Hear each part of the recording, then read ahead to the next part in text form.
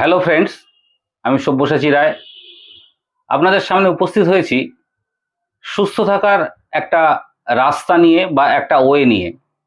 যে সুস্থ থাকতে থাকার যত রকম ওয়ে আছে তার মধ্যে সবচেয়ে যেটা আগে প্রয়োজন সেটা হচ্ছে মানসিকতার পরিবর্তন, বা মনটাকে এমনভাবে আপনাকে তৈরি করতে হবে যে আমি সুস্থ হবই। এই মানসিকতাটা আমাদের আগে প্রয়োজন। আজকে আমরা সাধারণ মানুষ আমাদের বর্তমান বিশ্বে কম বেশি প্রায় সব মানুষই বললে ভুল হয় না, বা দেখা যাবে প্রতি 4-5 জনের মধ্যেই একজন সুগার প্রেশার এইসবের মধ্যে লাইফস্টাইল ডিসঅর্ডারে ভুগছেন। তো এই জায়গায় দাঁড়িয়ে একটা কিরকম ইউনিক একটা ব্যাপার মানুষের ক্ষেত্রে তৈরি হয়েছে দেখুন, যে আজকে এই বিশ্বে যদি আমরা অন্য যে কোনো সৃষ্টি বা যে কোনো কিছুর দিকে আমরা তাকাই, বা আমরা অন্য যা কিছু তৈরি করি না কেন, তো সেখানে এমন কিছু নেই যে প্রতিদিন সেখানে যেটাকে গ্যাডিস দেওয়া বলে বা সাপোর্ট দেওয়া বলে, যে প্রতিদিন সাপোর্ট দিতে হবে। ধরুন আপনি একটা ব্রিজ তৈরি করেছেন, আপনি একটা বাড়ি তৈরি করেছেন, বা আপনি যে কোনো বিষয়ে যে প্রতিদিনই গ্র্যাটিস দিতে হবে, এরকম একটা ব্যাপার আমাদের এই যে thyroid, sugar, pressure, kidney failure, এই ধরনের রোগগুলোতে প্রতিদিনই আপনাকে ওষুধ খেতে হবে। মানে একদিনও যদি আপনি ওষুধ খেতে ভুলে যান তো সেটা একটা খারাপ পজিশন বা খারাপ কন্ডিশনের দিকে চলে যাবে। তো এইখান থেকে বেরিয়ে আসতে গেলে আপনাকে প্রথম যেটা দরকার সেটা হচ্ছে আপনার মেন্টাল পাওয়ার বা মানসিকতার জোর, এটা প্রথম তৈরি করতে হবে। দ্বিতীয় কথা হচ্ছে আপনাকে তৈরি যেটা করতে হবে সেটা হচ্ছে যে ভয় না পাওয়া, অর্থাৎ মনের মধ্যে যে ভয়, কি হবে কি হবে, এই বুঝি আমার কিছু হয়ে গেল। আজকে একটা এই ভয় দূর করার ক্ষেত্রে একটা আমি উদাহরণ দিই, যে আজও পর্যন্ত পৃথিবীতে যত ট্রায়াল হয়েছে, যে সেই ট্রায়ালে যদি এরকম ব্যাপারটা থাকে যে একই রোগগ্রস্ত দুজন বা চারজন মানুষের মধ্যে যে দুজনকে মেডিসিন দেওয়া হচ্ছে আর দুজনকে একদমই মেডিসিন দেওয়া হচ্ছে না, সেখানে কিন্তু যারা মেডিসিন নেয়নি এবং যারা মেডিসিন নিয়েছে, এই দুটোর কম্পেয়ার করে দেখা গেছে যে যারা মেডিসিন নেয়নি তারা তুলনামূলক অনেক বেশি দিন বেঁচেছে, তারা তুলনামূলক অনেক হেলদি লাইফ স্প্যান লিড করেছে। এবং সেই কারণে আজকে ওষুধ নেওয়া না নেওয়ার মধ্যে এই ট্রায়ালটা হয় না। এখন ট্রায়ালটা হয়, দু ধরনের রোগীকে রাখা হয়, একই রোগী দুটো ভাগে ভাগ করে দু ধরনের ওষুধ দেওয়া হয়, এদেরকে এক ধরনের ওষুধ, এদেরকে এক ধরনের ওষুধ, এবার দুটোর মধ্যে কম্পেয়ার করা হয়। তো আমাদেরকে যদি বুঝতে হয়, তো ঘটনা হচ্ছে এটা আপনার সাহস যাতে বাড়ে তার জন্য আমি বললাম, আপনি মেডিকেল জার্নাল যদি দেখেন সেখানে দেখবেন আগে যে ট্রায়ালগুলো হতো, এবং সেই ট্রায়ালে কোথাও কিন্তু উইদাউট মেডিসিন লাইফ স্প্যান খারাপ হয়েছে বা হেলদি লাইফ লিড করতে পারেনি ইন কম্পারিজন টু যারা মেডিসিন নিয়েছে, এরকম কোনো উদাহরণ কিন্তু নেই। লাস্ট আরও একটা বিষয়, সেটা হচ্ছে যে এই যে মানসিকতার পরিবর্তন আপনি আনবেন বা মন থেকে যে ভয় দূর করবেন, এই মন থেকে ভয় দূর করতে গেলে আপনার প্রথম যেটা দরকার সেটা হচ্ছে আপনার কিছু নিজস্ব নলেজ অ্যাকোয়ার করা প্রয়োজন।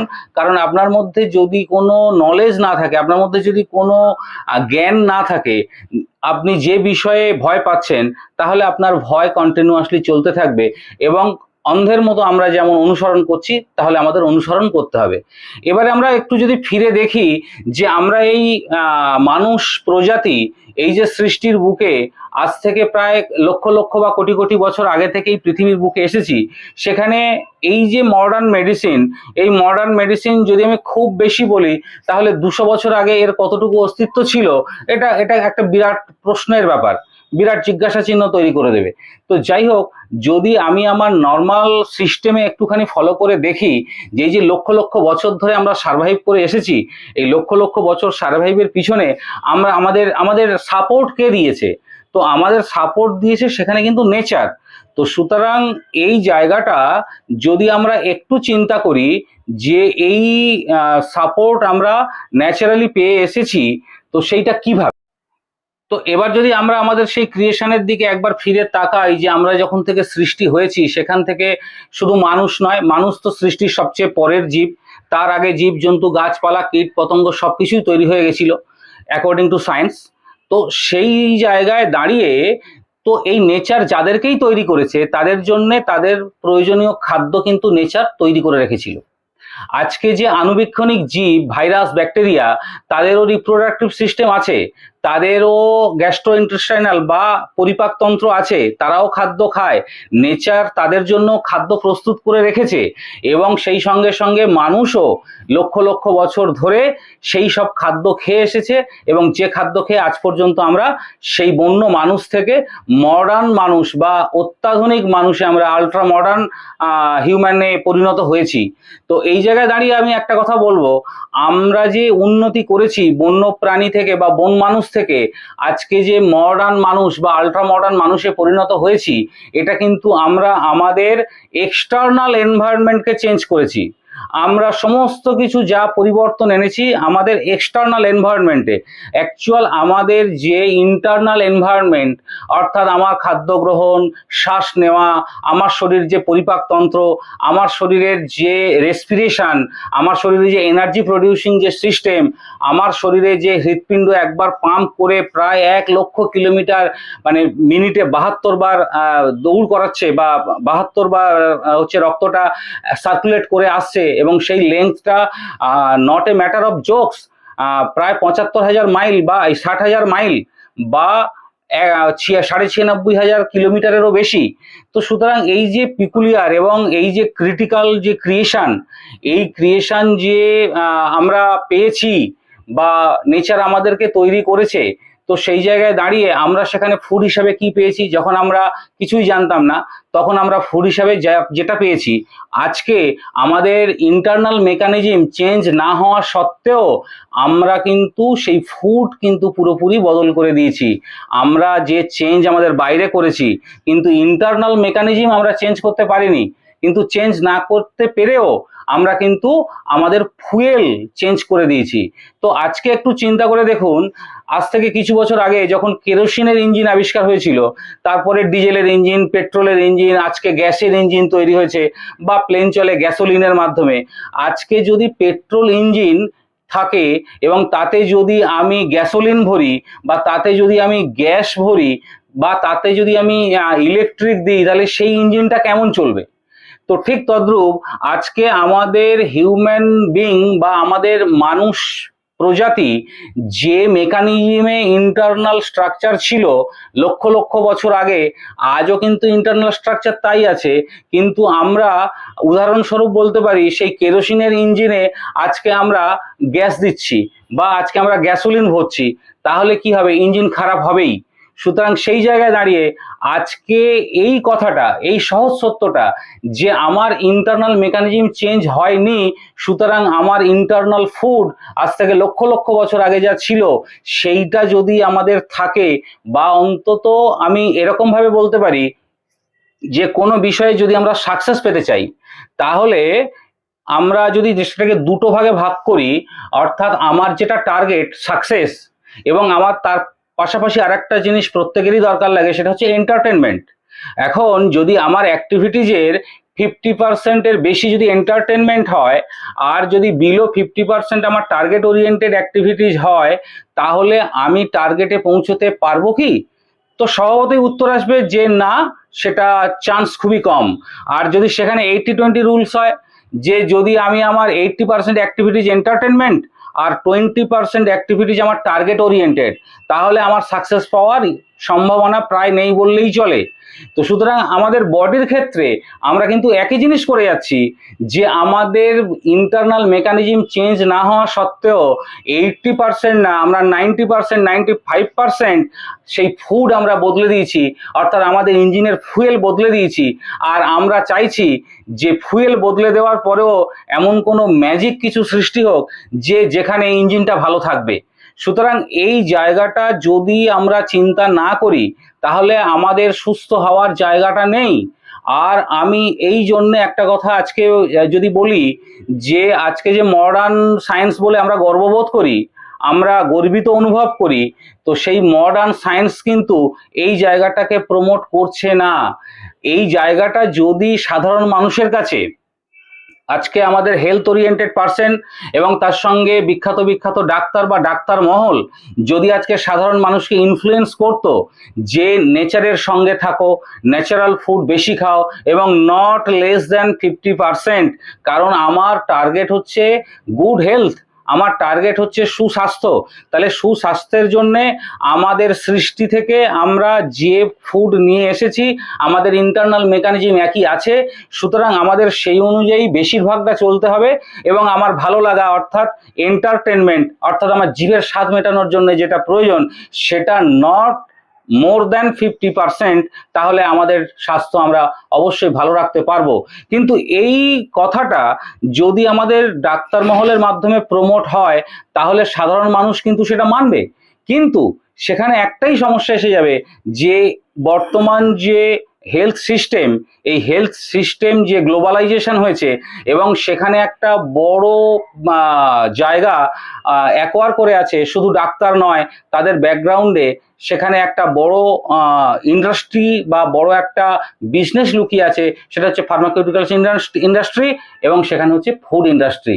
ঘটনা হচ্ছে যে কারণে এই জিনিসটা প্রমোট করা যাচ্ছে না যে আপনার খাদ্যের 50%-এর বেশি ন্যাচারাল ফুড হতে হবে, আপনার অ্যাক্টিভিটিজের 50%-এর বেশি অ্যাক্টিভিটিজ নেচার যেমন চায় সেই রকম হতে হবে। এই জায়গাটা প্রমোট যদি করে তাহলে সাধারণ মানুষ অবশ্যই শুনবে, কারণ ডাক্তারদের কথা তারা প্রচুর পালন করে। সুতরাং এই জায়গাটা যদি হয় তাহলে সেক্ষেত্রে যেটা সমস্যা হবে, হেলথ অবশ্যই ভালো হবে কিন্তু সেখানে যে সমস্যাটা দাঁড়াবে সেটা হচ্ছে বিজনেসে ঘাটতি আসবে। আজকে এই কথার উপর এই কথাটা চিন্তা করেই আজকে আমাদের মডার্ন এই হেলথ এডুকেশন সিস্টেমটাকে এমনভাবে বানানো হয়েছে, আজকে আমাদের সবচেয়ে যারা মেরিট বেশি বা মেরিট ভালো যেসব স্টুডেন্টদের তারা আজকে ডাক্তার হচ্ছে এবং বড় বড় ডাক্তার বা তারা সার্জেন বা বড় বড় উপাধি অর্জন করছে। কিন্তু করার পরেও এত জ্ঞান অর্জন করার পরেও সেই ডাক্তাররা নিজেরাও কিন্তু আজকে সাফার করছে, তারাও কিন্তু সুগার, প্রেশার, থাইরয়েড, ক্যান্সার কোনোটা থেকে তারা বাদ যাচ্ছে না। তো এই জায়গাটা পরিবর্তন আনা বা রিভলিউশন আনা বা চিন্তা করা অবশ্যই উচিত বলে আমি মনে করছি এবং আপনারাও সেটা চিন্তা করে দেখুন। রিভলিউশন আনা দরকার আমাদের চিন্তা ভাবনায়, কারণ আমরা যদি একটা জায়গায় রিজিট করে দিই যে বিজ্ঞান আজকে ক্রমশ উন্নতি করবে, তাহলে হেলথ সায়েন্সে এসে কেন একটা জায়গায় কোলাপস করে যাচ্ছে যে এর বাইরে আর কিছু হয় না, এর পরে আর কিছু থাকে না বা এটা আর কিছু করা যাবে না, এই মেথডেই আমাকে চলতে হবে। সুতরাং সেই চিন্তার বদল যদি আমরা না আনতে পারি তাহলে আমাদের এই স্বাস্থ্য, আমরা এই প্রবলেম নিয়ে, এই হেলথ প্রবলেম নিয়ে আমরা আগামী দিনে আরো ধুঁকতে থাকবো।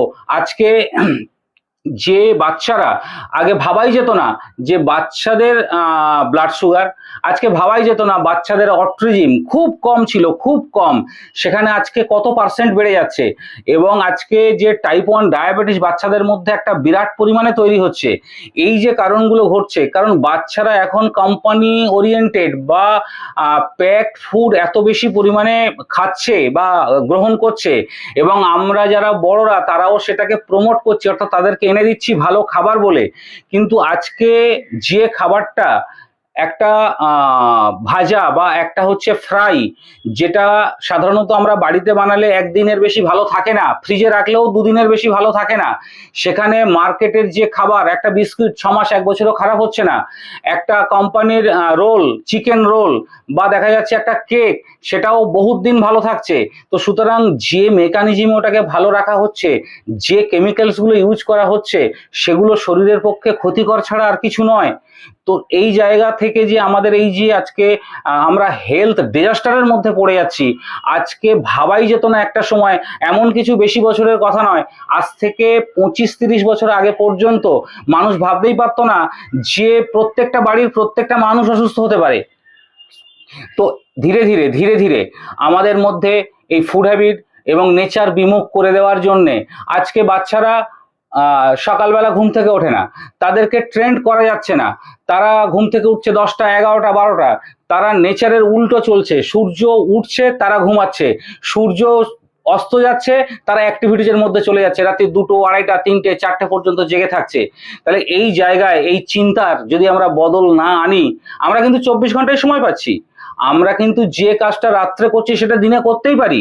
আগেকার লোক তাই করতো, আগে সেই জন্য এত রোগ ছিল না, এত লাইফস্টাইল ডিসঅর্ডার তো ছিলই না। সুতরাং এই জায়গাটায় আমি আপনাদের কাছে অনুরোধ করছি, আপনারা একটু চিন্তা করুন। যদি আমার বক্তব্যে কোনো ভুল ত্রুটি ধরা পড়ে, আপনারা নিশ্চয়ই কমেন্ট করুন, আমি যথাসাধ্য আমি চেষ্টা করব সেই কমেন্টের উত্তর দিতে। এবং শুধু তাই নয়, আপনারা যদি কমেন্ট করেন তাহলে সেইগুলো আমিও জানার চেষ্টা করব, কারণ এই এই ইউনিভার্সে বা এই পৃথিবীতে আমিও একজন ছাত্র, আমিও প্রতিনিয়ত শিখছি, এবং যেটা শিখছি সেটাই আপনাদের সামনে বলার চেষ্টা করছি বা আপনাদেরকে জানানোর চেষ্টা করছি। এবং একজন বিখ্যাত মানুষ বলেছিলেন, আমার ঠিক এই মুহূর্তে মনে নেই, যে জ্ঞান ততক্ষণ পর্যন্ত কোনো কাজে লাগে না যে জ্ঞান আপনি অর্জন করেছেন বা যে জ্ঞান আমি অর্জন করেছি সেই জ্ঞান যদি আমি অন্য কাউকে না বিতরণ করতে পারি। তো সুতরাং আমি যেটুকু বুঝেছি, এটা অহংকারের ব্যাপার নয়, এটা শুধুমাত্র শেয়ার করছি আপনাদের সঙ্গে। একটু অনুভব করবেন, একটু হৃদয় দিয়ে অনুভব করবেন যে আমি যেটা বোঝাতে চাইছি সেটা অ্যাকচুয়ালি ঠিক না ভুল। যদি ভুল হয় নিশ্চয়ই কমেন্ট করে জানাবেন, তাহলেও আমি আপনাদের কাছে ক্ষমা চেয়ে নেব। আর যদি আমারটা ঠিক হয় তাহলে অবশ্যই আপনারা সাবস্ক্রাইব করবেন, প্রমোট করবেন এবং সঙ্গে থাকবেন, সুস্থ থাকবেন।